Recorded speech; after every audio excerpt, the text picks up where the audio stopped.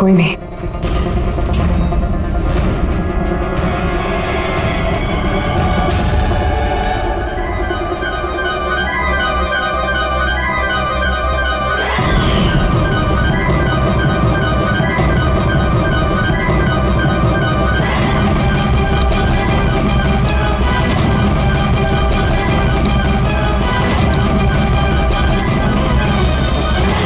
आप रेडी?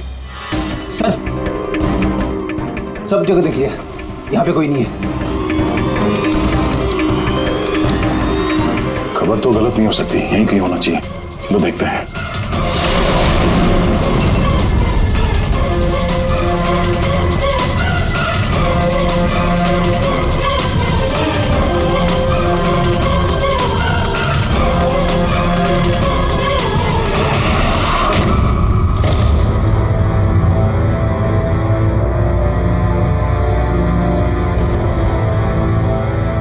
तो कोई नहीं है।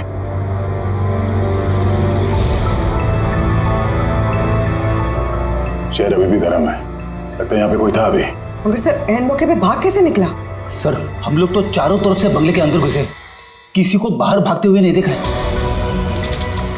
सर, हाँ, सर ये मॉनिटर देखिए, ये तो घर के आसपास की फुटेज चल रही, कहीं वो हमें देख के भाग तो नहीं गया? हो सकता है वो ज्यादा दूर नहीं गया होगा। जरा इस जगह को अच्छी तरह से चेक करो, और पूरी इस कंप्यूटर को चेक करो, देखो क्या मिलता है। तब तक मैं गेट पे जाके देखता हूँ।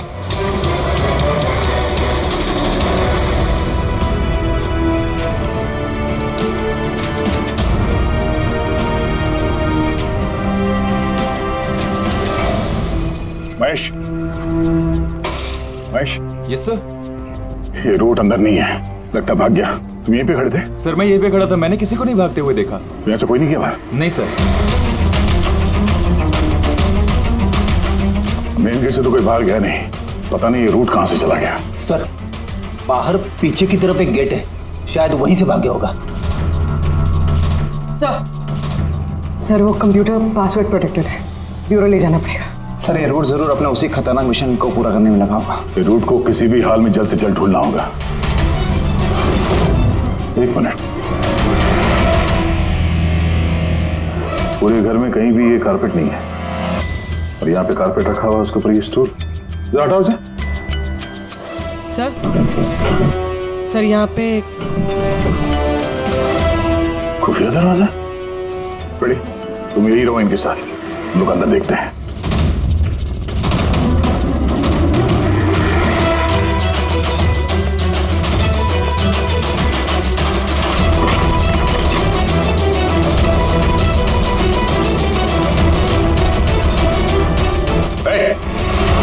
अब अगर अपने बचाव में कुछ कहना चाहती हो तो यही वक्त है।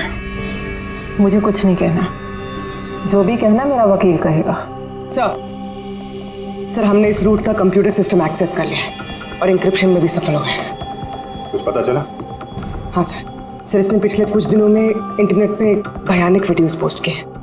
डार्क वेब पर sir. Actually dark web internet की एक ऐसी काली जगह होती है सर, जहाँ पर हर मुजरिम अपने गैरकानूनी कामों को एक टेक्नोलॉजी की मदद से अंजाम देता है, जैसे हथियारों की तस्करी हो, किडनी की चोरी, या फिर किसी को मारने की सुपारी। सर, ऐसा कोई भी काम नहीं है जो इस साइट पर नहीं होता है। समझ में ये बात नहीं आती, जब सब कुछ इतने खुले में होता है, सबको पता है, तो इसे रोकने के लिए हम कुछ करते क्यों नहीं? सर, ये इतना आसान नहीं है। एक्चुअली इस साइट पर जाने के लिए आपको एक कंप्यूटर सॉफ्टवेयर की जरूरत होती है, जो चुनिंदा हाई प्रोफाइल मुजरिमों के पास ही होता है। जैसे कि ये रूट। Yes sir. और सर जैसे कि हमें पता है कि इस डार्क वेब पे आईपी एड्रेस और यूजर आईडी ये दोनों गुप्त रहते हैं। जरा दिखा कौन सा वीडियो डालने इस रूट ने।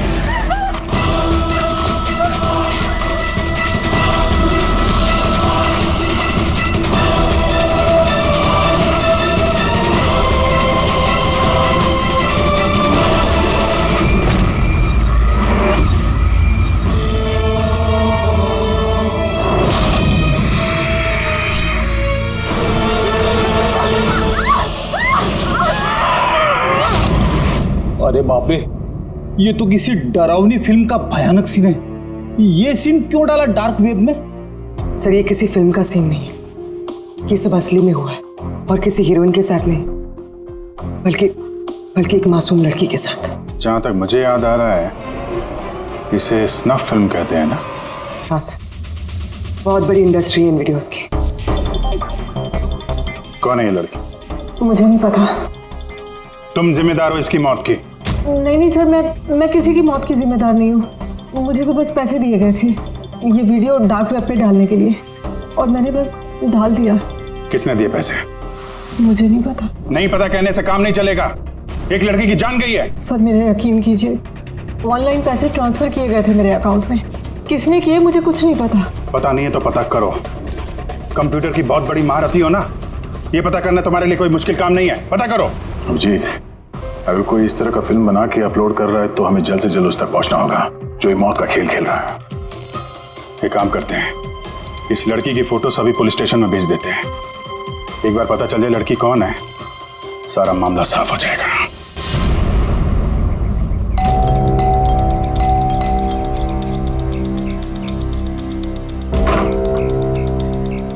जी कहिए, किससे मिलना है? ये रिया का घर है ना? हाँ, मैं उसका पापा। आइए। वो हम लोग सीआईडी से हैं। आपके लिए एक बुरी खबर है। आपकी बेटी रिया अब इस दुनिया में नहीं रही। पता है, मगर आप उसके मौत के 10 दिन बाद क्यों आए हैं ये सब बताने? आपको पता है कि आपकी बेटी रिया की मौत हो गई है? आप उस कार एक्सीडेंट की इन्वेस्टिगेशन के लिए आए हैं ना, तो आपको ये तो मालूम पड़ा होगा कि रिया का तो फ्यूनरल भी हो गया है। एक मिनट, आप किस कार एक्सीडेंट की बात कर रहे हैं? वही जिसमें हमारी रिया चल बसी है। शेयर टैक्सी में वो पुणे जा रही थी। नहीं, रिया की मौत कार एक्सीडेंट में नहीं हुआ है। ये क्या कह रहे हैं आप? एक मिनट, ये रिया है। हाँ, ये रिया ही है। एक्सीडेंट वाले दिन उसने यही कपड़े पहने थे। एक मिनट, सॉरी बाबू, लगता है कुछ कंफ्यूजन है।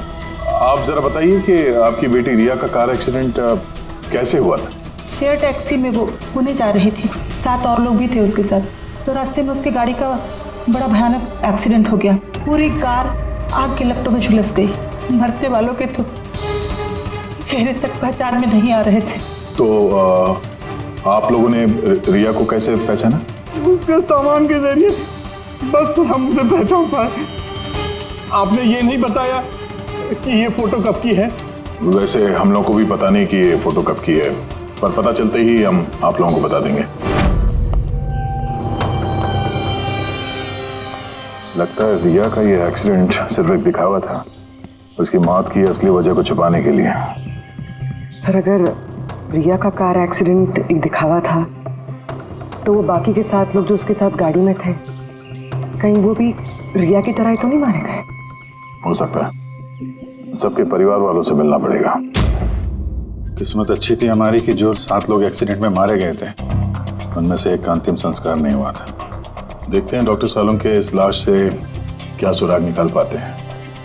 वैसे भी लाशें इतनी बुरी तरह से जल गई हैं कि चेहरा पहचान पाना मुश्किल है। भाई तुम लोगों का शक एकदम सही था, ये लाश टोनी की नहीं। लग ही रहा था सर हमें, लेकिन ये कौन है कुछ पता चला? यार ये तो पता नहीं लगा कि ये लाश है किसकी, लेकिन ये पता चला है कि इस आदमी को कैसे मारा गया। मैंने इसके बॉडी का स्कैन किया तो पता लगा कि इसके पेट में चाकू का बहुत गहरा घाव है। चाकू से? हाँ, चाकू का। और मुझे लगता है उस चाकू के वार की वजह से ही इसकी मौत हुई।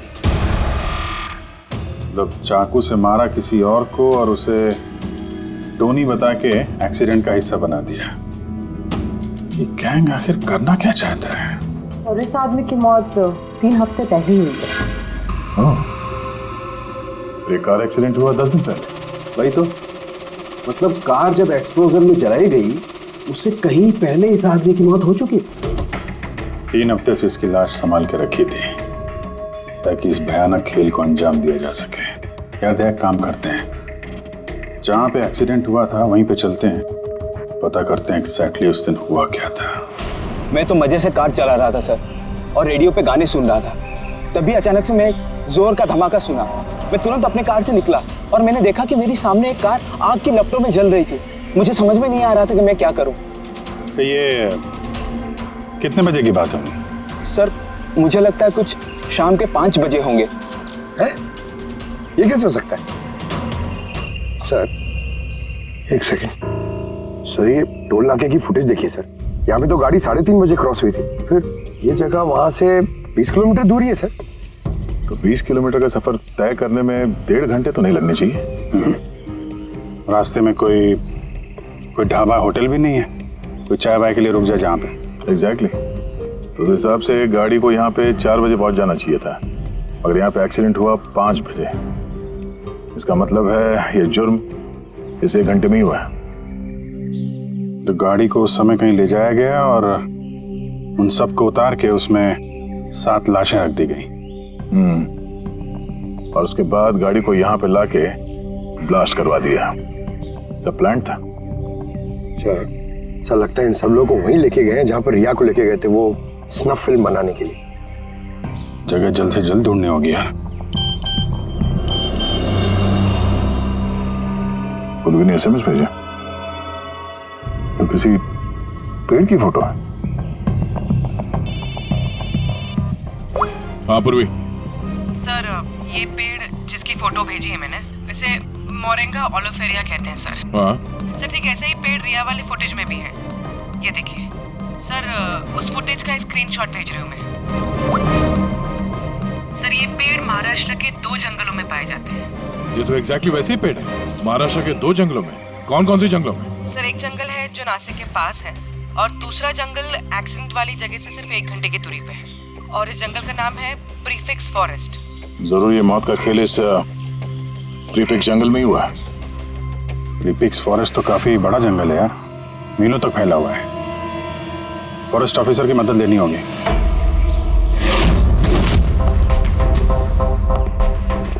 इस जंगल में ये सब हो रहा है, यकीन नहीं होता। क्या आपकी इन्फॉर्मेशन पक्की है ऑफिसर? पक्की नहीं होती तो यहाँ तक आते नहीं हम लोग।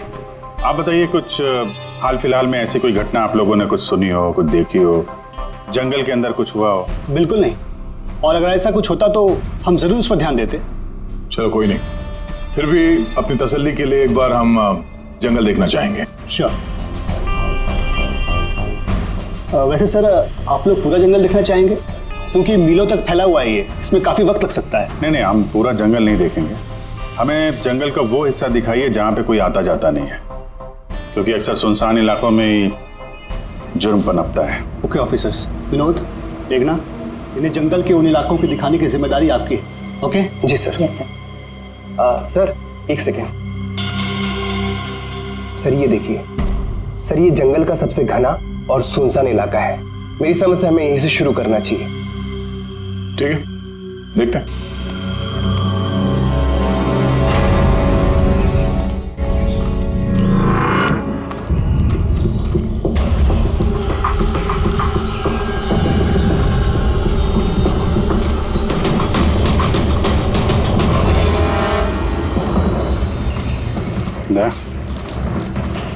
यहाँ पेड़ पे देखा?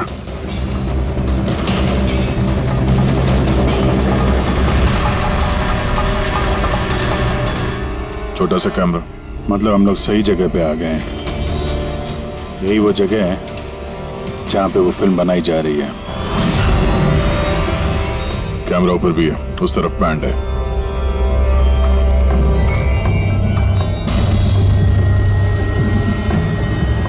शायद इस कैमरे से कुछ पता चले उनके अड्डे के बारे में। नहीं अभिजीत, ये तो हाई एंड वायरलेस कैमरा है। इसके जरिए पता लगाना मुश्किल है कि इसमें जो स्टोर्ड फुटेज है वो कहाँ से ब्रॉडकास्ट हो रहा होगा, और इस जंगल में पता नहीं और कितने कैमरास हैं। देखते हैं, आगे शायद कोई कैमरा मिल जाए जिससे कुछ पता चले।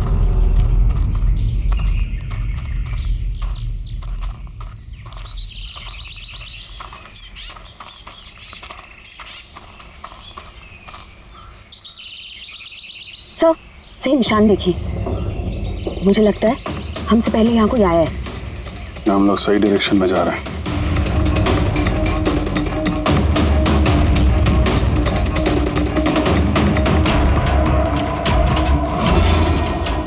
सर ये निशान यहीं पर है सर, इसका मतलब उनका अड्डा यहीं कहीं है।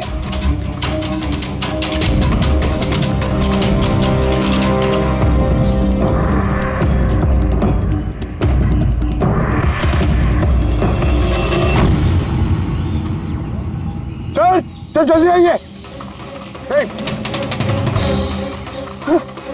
एक मिनट सर, एक सेकंड घबराओ मत, हम लोग सीआईडी से हैं। उठो उठो। सर आप लोग सीआईडी से, मुझे बचा लीजिए सर।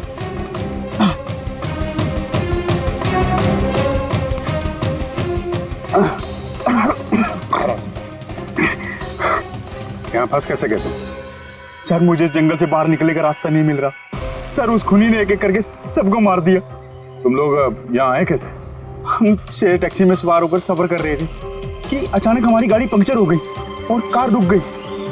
सड़क पर पहले से किसी ने कीले और कांच के टुकड़े रखे हुए थे सर। फिर इसके बाद कुछ लोग आए जिनके चेहरे नकाब से ढके हुए थे और जब तक हम कुछ कर पाते उन्होंने हमें बेहोशी के इंजेक्शन लगा दिए। और जब मुझे होश आया तो मैं इस घने जंगल में था सर। मैं ही जानता हूँ कि इस जंगल में मैं भूख प्यास से कैसे रहा हूँ। कभी लकड़ी खाई तो कभी पेड़ के पत्ते, और जब भी किसी के चिल्लाने की आवाज़ आती तो समझ जाता किसी की जान चली गई। यहाँ जगह जगह कैमरे लगे हुए हैं। तुम्हारी किस्मत अच्छी थी कि तुम उनके पकड़ में नहीं आए। सर पकड़ इसलिए नहीं पाए क्योंकि उन्होंने एक कैमरा मेरे कमीज के बटन में लगाया हुआ था और वो बटन मैंने तोड़कर फेंक दिया। शायद इसी वजह से वो मुझे ढूंढ नहीं पाए। तुम्हें अंदाजा है कि बाकी के लोगों में कितने लोग जिंदा हैं अभी तक? मालूम नहीं सर, पर कल रात जब मैं पेड़ पर बैठा हुआ था मुझे किसी के चीखने की आवाज़ आई थी। न जाने वो उनको घायल कर रहे हैं या फिर जान से मार रहे हैं सर। किस तरफ से आवाज़ आई थी, कौन सी दिशा से, कुछ याद है आपको? मेरे पेड़ इस तरफ, शायद उस तरफ से सर।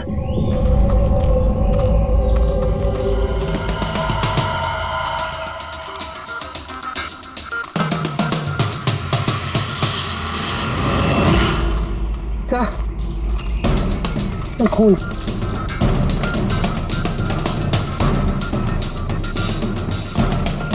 सर यहाँ पर भी। इसका मतलब उनमें से कोई घायल है, किस तरफ गया होगा? सर ये देखिए, खून के कुछ निशान इस तरफ भी जा रहे हैं। इस तरफ भी खून का निशान है और इस तरफ भी, दोनों तरफ है। दोनों तरफ देखना पड़ेगा। पंकज, पूर्वी, तुम लोग इधर देख लो, हम लोग इधर देख लेते हैं। विनोद, तुम इनके साथ जाओ और हाँ, हर आधे घंटे में अपडेट देते रहना, ठीक है? आप आइए।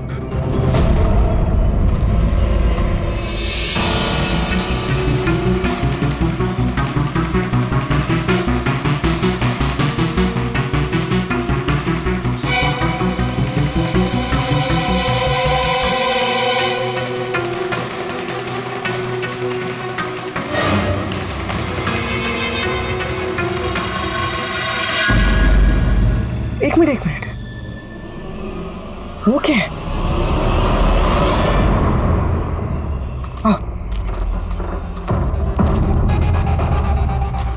घर, शायद घायल विक्टिम ने यहीं पर पनाह ली हो। जंगल के बीच में घर, मगर नक्शे के हिसाब से तो यहाँ कोई घर नहीं था। हो सकता है ऐसे फिल्म बनाने वालों को ऐसे लोकेशंस की जरूरत पड़ती है ताकि उन्हें कोई ट्रैक ना कर सके। हो सकता है उस घर में जो घायल आदमी है वही मुजरिम हो सकता है पंकज, और ये भी हो सकता है कि आगे और भी कैमरास लगे हों। होशियार रहना।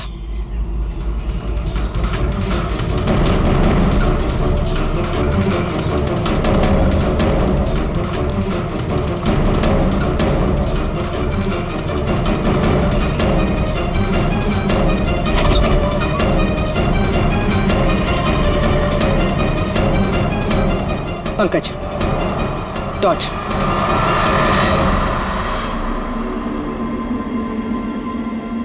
ये घर तो एकदम हिंदी फिल्मों की डरावनी पिक्चरों जैसा। ये देखो, उस घायल विक्टिम को यहीं पर लाया गया है। वो आवाज सुनी? अंदर से आ रही है।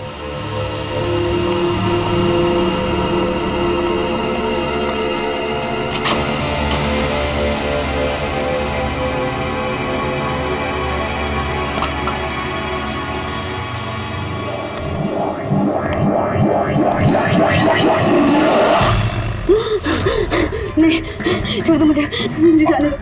बाहर आओ। मेरे पास मत आना, मैंने कुछ नहीं किया। देखो हम लोग सीआईडी से, घबराओ मत, आओ, कुछ नहीं होगा तुम्हें। अच्छा अच्छा।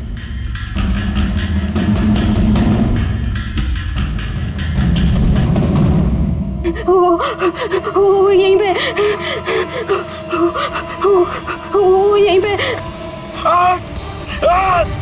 अरे पूर्वी, ये लाइट कहाँ से आ रही है? पंकज, पंकज, मुझे कुछ दिखाई नहीं दे रहा। अरे पंकज सर, पूर्वी मैम, पंकज सर।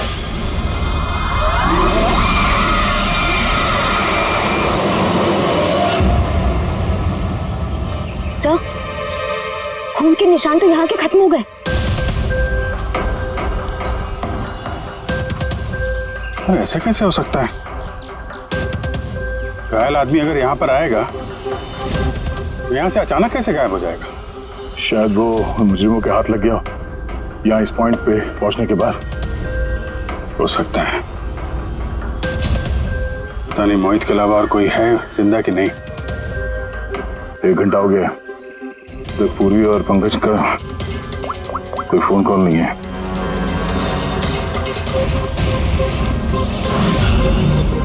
पूरी फोन उठा नहीं रही है। पंकज देखता हूँ।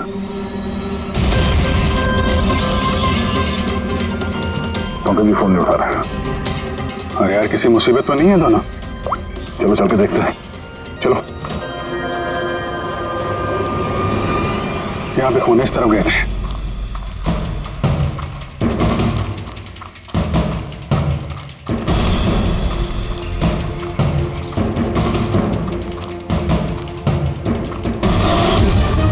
घर के अंदर शायद कोई हो, अंदर जाके देखता हूँ।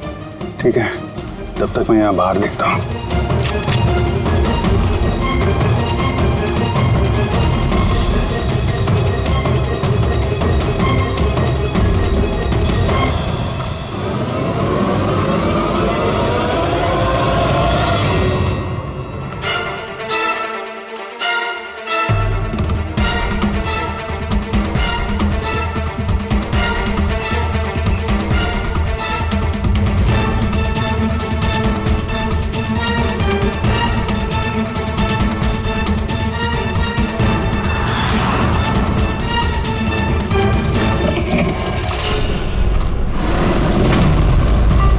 पंकज कब आए?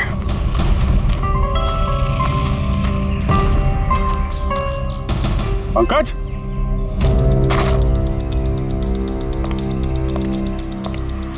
पंकज,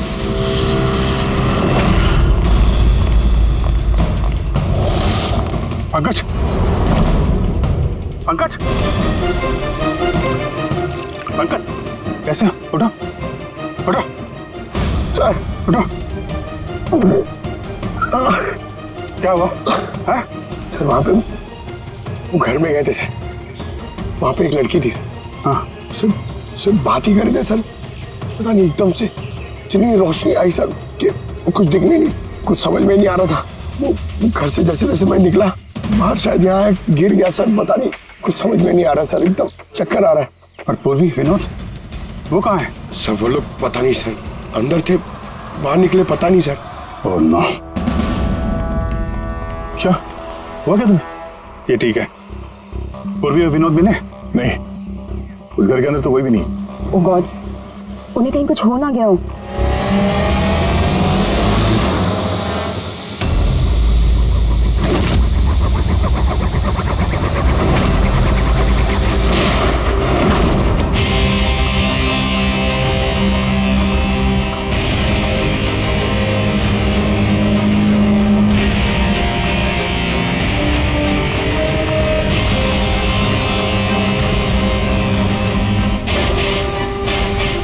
ये सब तो बड़ा मुश्किल होता जा रहा है।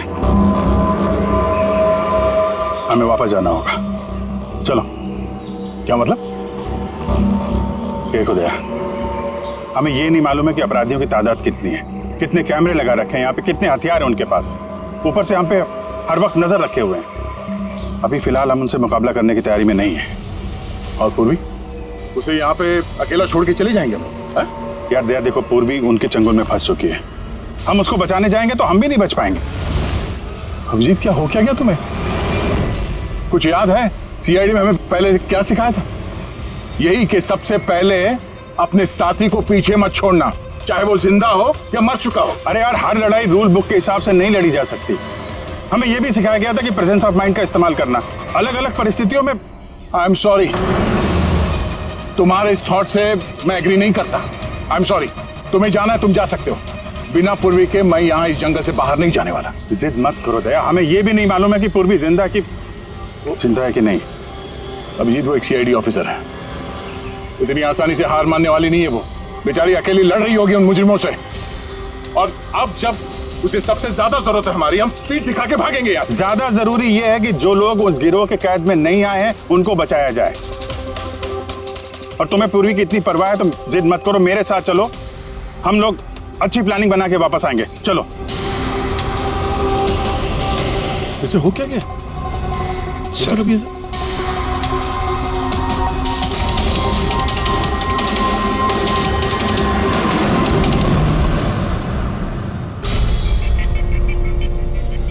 सीआईडी के इतिहास में ऐसा पहली बार हुआ होगा कि सीआईडी किसी से डरकर दुम दबाकर भाग गई। हाँ सर, पहुंच गए आप? हाँ, बस उसी जंक्शन पे रहिए, हम लोग आते हैं वहां पे। अरे सालुंके सर, आप यहाँ? मैं यहाँ।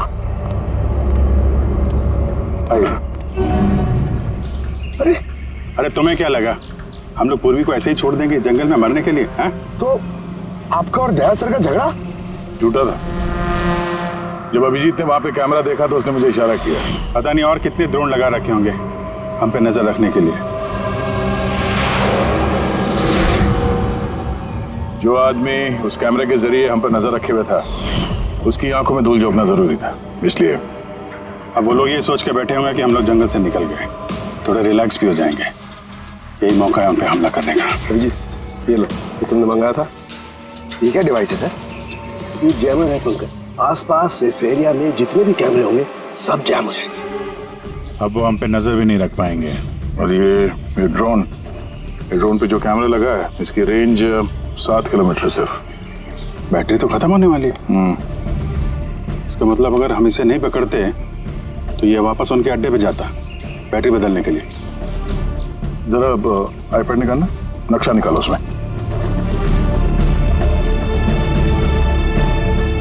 ये वो जगह है जहाँ पे हमें ये ड्रोन मिला था, और इसके पास ही वो बंगलो है। लगता है यही होगा मुजरिम का ठिकाना। तो चलते हैं, चल के आज़ाद कराते हैं पूर्वी और बाकी जो जिंदा बचे हुए लोग हैं उनको। चलो। नहीं सर, आप मेघना और मोहित आप लोग यहीं पे रुकिए, हम लोग देखते हैं।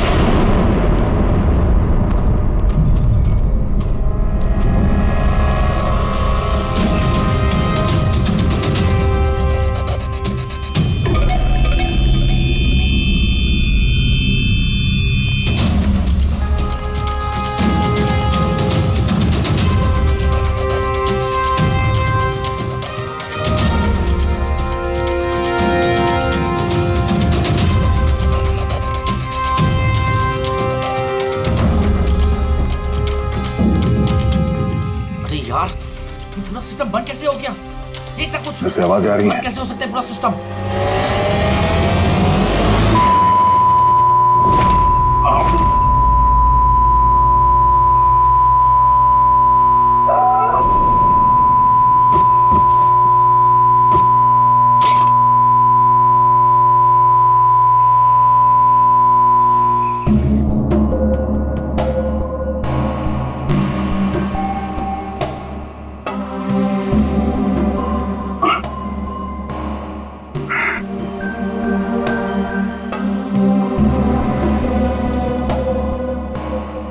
पंकज,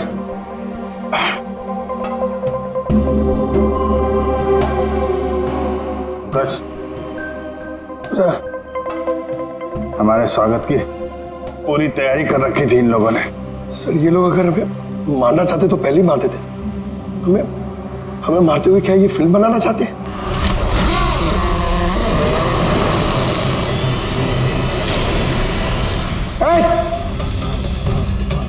सच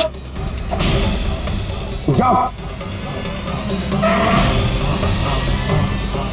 सच मैं हूं पंकज। पूर्वी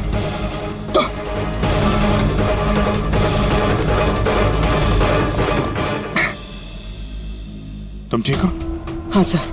वो लोग किधर हैं? सर उस तरफ।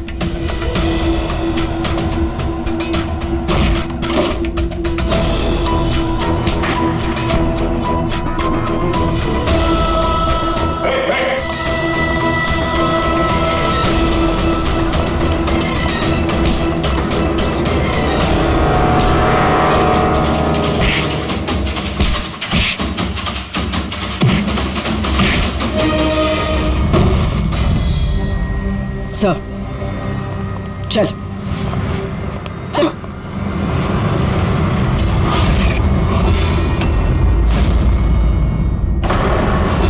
मेघना तुम? वाह, हमें तो लग रहा था कि हम मुजरिमों की आंखों में धूल झोंक रहे हैं। अब किसे पता था कि हम मुजरिम को अपने साथ ही लेके घूम रहे हैं। आप लोग यहाँ कैसे? किसने छुड़ाया आप लोगों को? सीआईडी को कैद करना इतना आसान नहीं। मौका देखते ही मैंने वो खिड़की तोड़ी और वहां से बाहर निकल गई।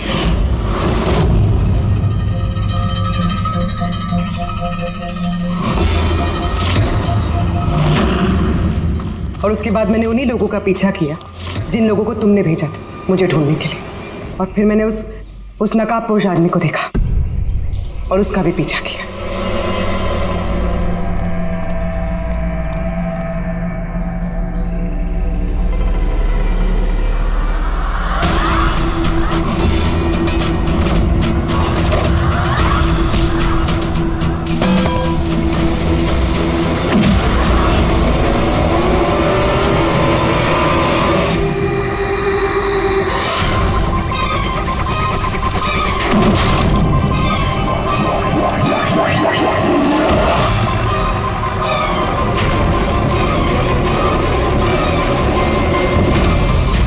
कुछ देर बाद जब मुझे होश आया तो मैंने देखा कि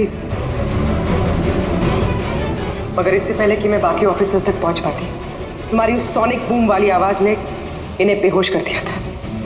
वो तो मेरी किस्मत अच्छी थी कि मैं दूर थी और उस आवाज का मुझ पर कोई असर नहीं हुआ। और फिर मैंने सोचा कि क्यों ना उस नकाब को ही मैं अपना हथियार बना लूं। जिस बेरहमी से तुमने लोगों की जान ली है, तुम तो औरत कहलाने के लायक भी नहीं हो। अब ये बताओ तुमने ये सब किस लिए किया? ये सब मैंने पैसों के लिए किया है सर। जितने पैसे मुझे इस काम के लिए मिल रहे थे ना, उतना तो मुझे अपनी जॉब में 5 साल में भी नहीं मिलता। और वैसे भी क्या फर्क पड़ता है, रोज इतने लोग मरते हैं, अगर 2-4 और मर गए तो क्या हुआ? तुम्हें शायद मालूम नहीं है कि तुम कितनी बीमार हो। बाकी लोग कहाँ हैं जो तुम्हारे साथ में थे? मैंने किसी को कोई नुकसान नहीं पहुंचाया सर, इतनी भी बुरी नहीं हूं मैं। और वैसे भी मैंने कोई भी खून अपने हाथों से नहीं करा है। मुझे तो एक औरत ने करोड़पति बनने का ऑफर दिया था जो मैंने एक्सेप्ट कर लिया। कौन औरत? बहुत अजीब सा नाम था उसका।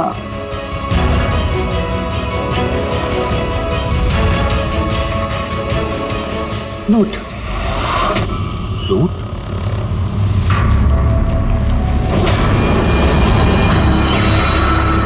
तो रूट है इस सब के पीछे मास्टरमाइंड। अब उसने ऐसा क्यों किया उसका जवाब तो अब वही देगी। जहां तक तुम्हारा सवाल है, कानून तुम्हें कड़ी से कड़ी सजा देगा।